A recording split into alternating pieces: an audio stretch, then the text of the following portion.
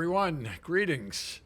Let's get started. A couple of things here. You may have noticed that picture behind me, that's not Al Di Meola. That's what I said on the last one. That's Al Capone. Came with the house.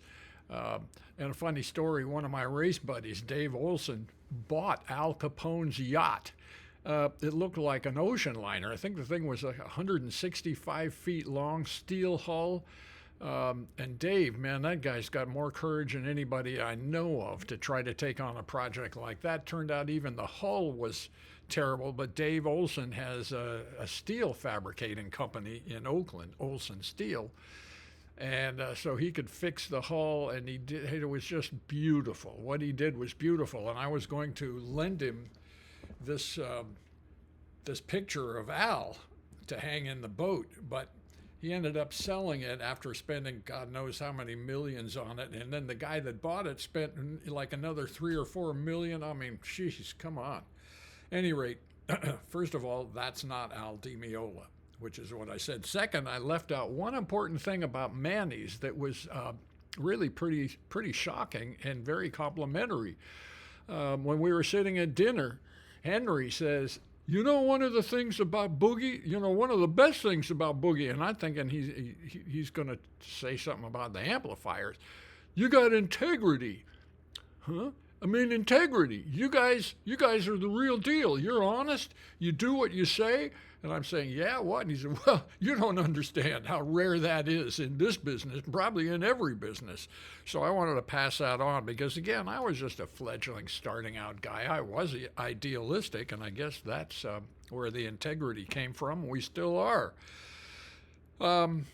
Let's talk about the Bay Area music scene, retail scene a little bit here, and I'll see if I can dredge up some more memories. The main hip store before we got Prune was Leo's down in Oakland. Leo's Music. Great big music store. It was a rock and roll shop. Had, mainly guitars, amps, drums, all of the stuff that, I sold horns and stuff too, but it was mainly a rock shop. I think I mentioned that Leo's partner, Goldie, played in sax sections with my dad. And Goldie, man, he was cutthroat and laughed right in your face about it. I saw him one time, this guy was in there, "I got to sell my Strat. $75. No, this is a 50 Strat. It's just beautiful. $75. No, you haven't even looked at it. $75. Well, you aren't even going to look at it. Man, this guitar plays. This is a perfect sunburst and it's $75. Well, you haven't even looked at it. So Goldie takes a case and he goes, open, shut, $75. He ended up, that's what the guy got for it. So one of the reasons we started Prune Music was as an alternative to Leo's. A couple of other things. Leo himself was a sweetheart. I really liked that guy, and I ended up giving him one of the very earliest Mesa Boogies just because the guy was really likable. Now, that can't really quite be said of Leo's brother, John. John had been, and may still have been, a parole officer. So he was highly suspicious of everybody, and he just gave you the look like, I know you're doing some illegal shit. And it was just like, oh, man. So, and again, nobody could fix this stuff. So that's the basis of Prune Music. Kessner, brilliant move, saw that I could fix his amp that was all blown up and say, hey, we're going to open a music store, which we did. Right on Grove Street, Grove and Rose, in the north side of Berkeley. $75 for a storefront that used to be part of a Chinese grocery store, and it still had the walk-in meat locker, and that's where I set up my first little shop. The ripples that came out of that, when we finally moved after I don't know how many years, 4 years or so that we were there, that we moved over to Mill Valley, and then ended up closing the Berkeley store after a year or so because we just didn't want to go over there. It became Guitar Resurrection, I believe, under the ownership of Jim Lehman, who was the guitar player in our band, Martha's Laundry. He was the guy that grew up in Queens and said, hey, man, how much did you pay for that? You could have gotten that half off at Manny's. And Jim still has a store. I think it's the same name, Guitar Resurrection. If not, it's guitar restoration, because Jim's store's in Austin, Texas, and I stopped in and saw him when we were there several years ago, and we had a great time catching up. So more power to you, Jim. His partner was a cool guy named Larry Jameson, who was a guitar repairman and a hell of a sign painter. So he painted the Prune Music sign that went over the Mill Valley store, which was saved by FatDog, Sam Cohen. This is something else that a couple of you Berkeley Bay Area guys have said, we'll talk about Fatty. Well, when we were first opening Prune Music, and again, this would have been 66, 67, something like that, this really lovable guy walks in and he introduces himself. He said, my name is FatDog. I live right around the corner and I'm the local pot dealer. So why don't you guys come on over and we'll toast a couple and get to know each other? Well, so of course we did. And Fatty is a pretty good guitar player and he was always really interested in guitars and stuff and became one of our great lifelong pals.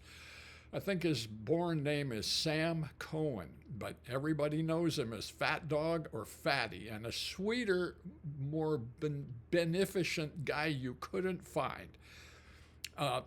Here's an example. Come Christmas time, Fatty's store, by the way, let me back up, is in Berkeley now, and it's like a remnant offshoot of one of the ripples that spread from the Prune Music. It's called Subway, which is perfect because it is a dump. It is a beautiful dump of just gear piled high.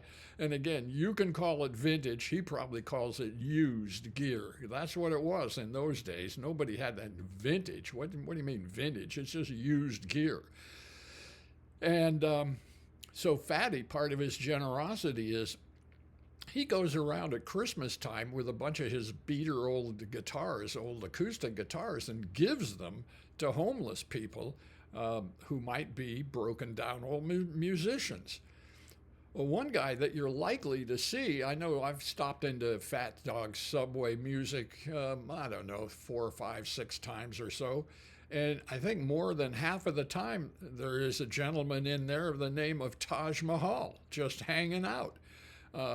Just part of the vibe. And again, it reminds me somewhat of the vibe we used to have at Prune Music. The back room was just this social collecting point that, anybody could be there. Santana would be there. Lee Michaels would be there. Eric Clapton came by. The Grateful Dead and all of their different, and the Sons of Champlin, guys from every freaking band, because there was the cool place. It was the cool hang.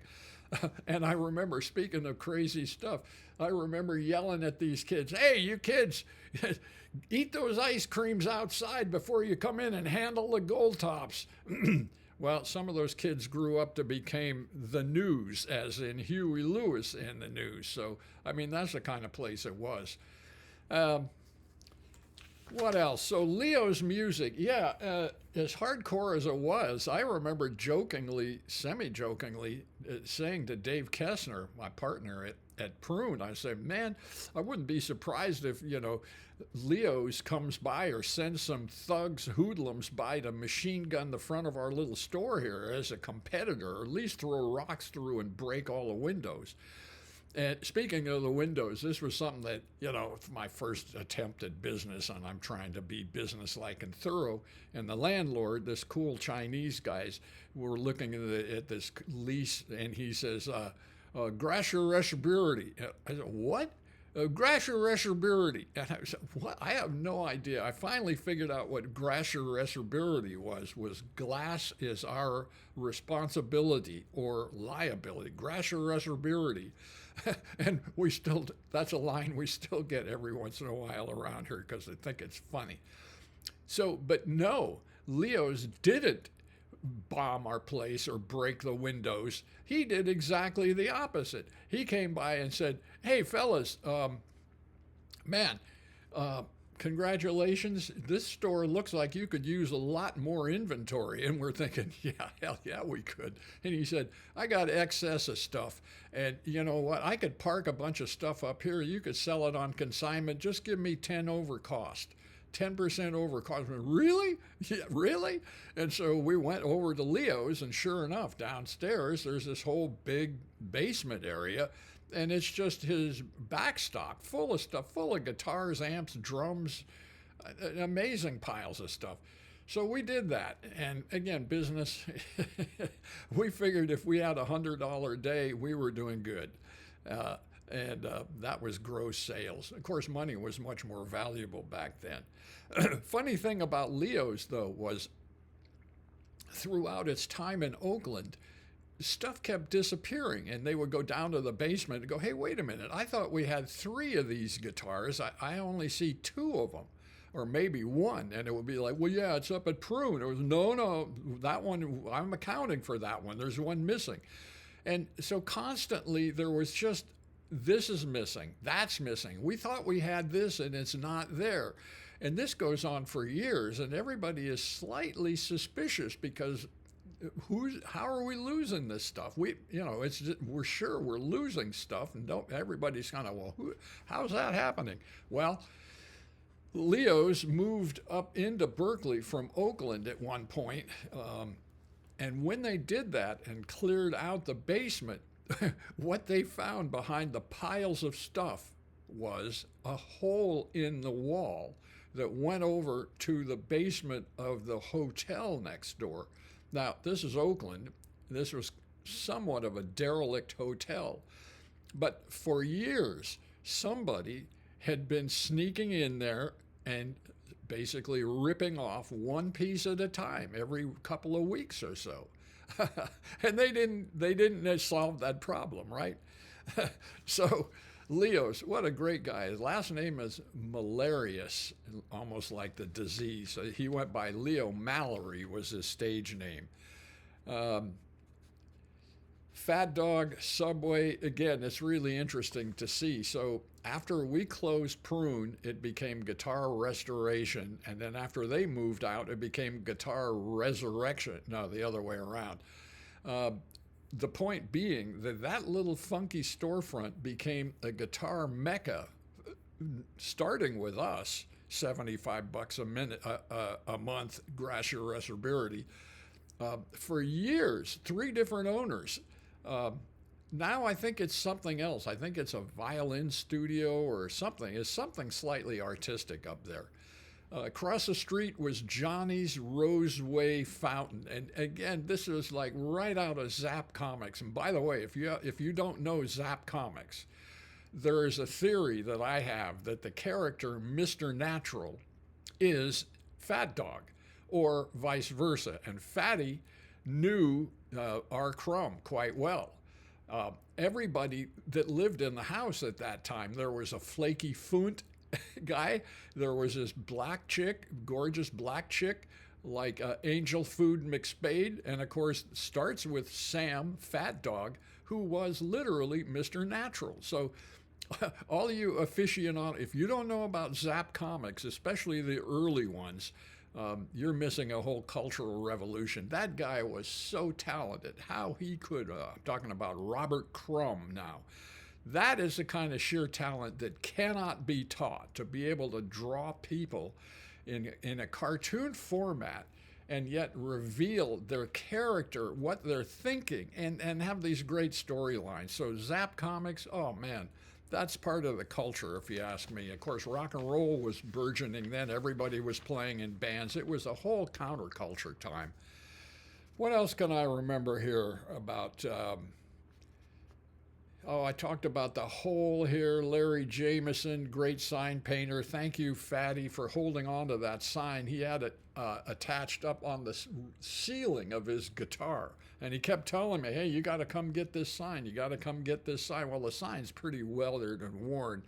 But I'll show it to you when we make our migration back up north, because it's in our barn now where we keep the race cars and work on them. And it's up on the wall. And it's a proud memento of those days gone by. Hey, I love all your comments. Again, it's really fun having conversations, brief ones, with all of you cats. I wish I had more to say on this one, but maybe we can keep it short and sweet. And I'll get up with the next one next time, and maybe sooner rather than later. There's still some race car stuff to do. There's still some more stories. But there you go. That's it. Thank you very much for listening, and enjoy your life. Take care. Bye.